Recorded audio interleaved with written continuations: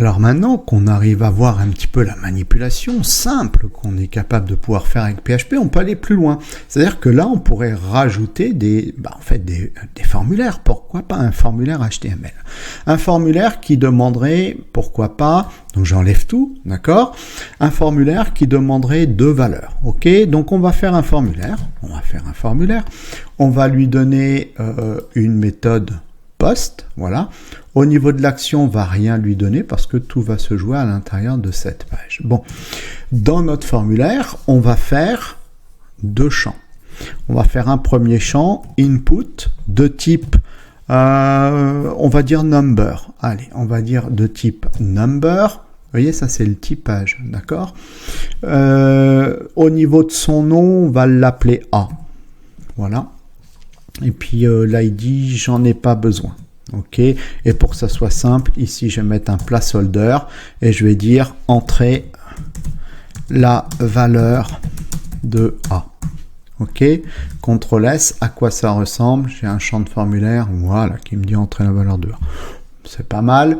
On va faire un BR. Voilà, je vais pas faire de CSS, je vais pas faire tout ça, de mise en page, etc. Et donc du coup, on va dupliquer ici le champ de formulaire, voilà. Et ici, on va l'appeler B et on va dire entrer la valeur de B. Donc là ici, entrer la valeur de B. Je vais même remettre encore un break histoire d'avoir un petit peu plus d'espace entre mes 2 champs de formulaire. Donc l'idée derrière, c'est de faire un calcul. Donc ici, on va mettre, alors je vais remettre ici un WBR, voilà, et on va faire un input de type submit. Un input de type submit, voilà. Au niveau de sa value, on va dire additionner A plus B. Voilà. Donc là, ici, additionner. Alors, je dois avoir un truc de trop là. Où on va dire A plus B. Bon, voilà, ça sera plus simple.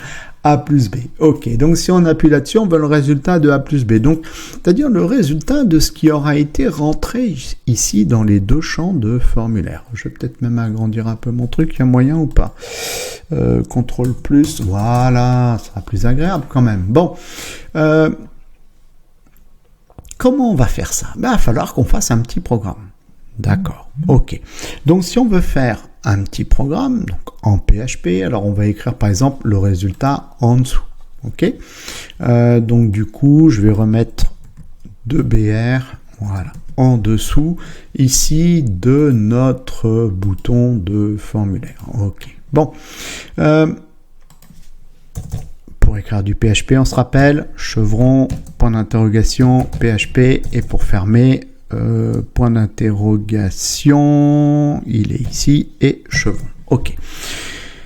Va falloir qu'on capte ici la valeur de A, ici la valeur de B, et qu'on puisse la calculer. Alors, nous allons pour cela prendre en compte ce qu'on appelle une super globale. En fait, je peux pas capter la valeur. Je vais vous montrer quelque chose. Si je veux faire echo $A, ce qu'on pourrait croire, hein, d'accord? On pourrait dire, tiens, je veux récupérer la valeur de A, d'accord? Echo $A.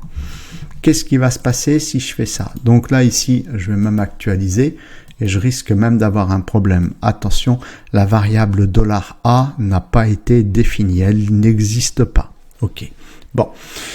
En fait, ce qui va se passer ici, c'est que notre formulaire, et ça va marcher à chaque fois pour tous les formulaires, parce qu'on se sert beaucoup de PHP pour récupérer des valeurs issues des formulaires, bien, on définit une méthode.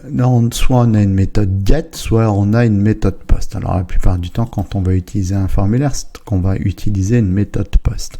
La méthode get renverrait le résultat des variables dans une URL et la méthode post ne renverrait pas les résultats des variables dans une URL. Alors, justement, comment je vais être capable de pouvoir capter ce qui est rentré dans ce champ-là qui a pour name, pour valeur de name A. Bien à ce moment-là, ici, je ne vais pas écrire $A, mais je vais écrire $_post, chevron, et à l'intérieur, je vais écrire A. Ça sera comme ça, A.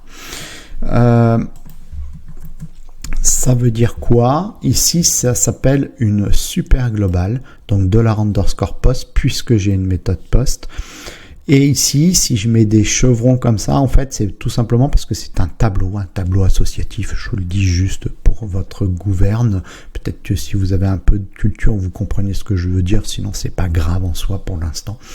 Et A, c'est justement d'aller lire la valeur qu'il y a ici dans le A.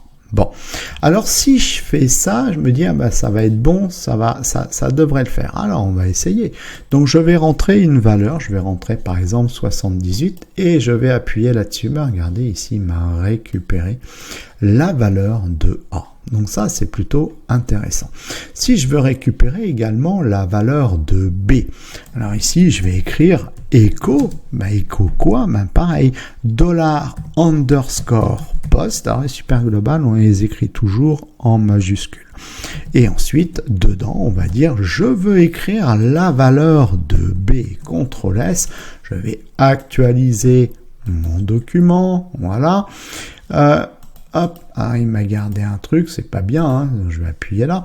Donc là, ici, je vais dire A vaut 2 et B vaut 5.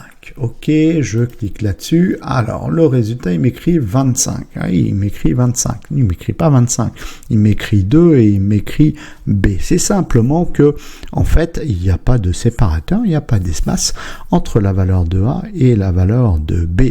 Alors, à ce moment-là, si je veux un espace, un saut de ligne, rien ne m'empêche de faire, par exemple, echo et écrire un tag HTML. Comme ce tag HTML est une chaîne de caractères, je devrais le mettre entre cotes, simple cote ou double cote. Je n'oublie pas le point virgule.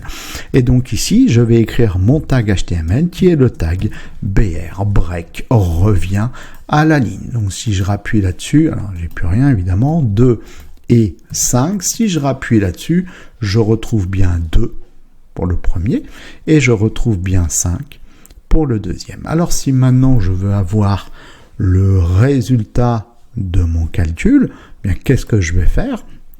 Je vais faire par exemple $raise égale $post A, c'est-à-dire ce qui aura été rentré dans le champ qui a pour name A, donc celui-là, plus $_post B, c'est-à-dire ce qui aura été rentré dans le champ qui a pour name B, et ensuite je mets un point virgule. Et si je veux afficher le résultat, alors à ce moment-là, je vais dire echo $raise.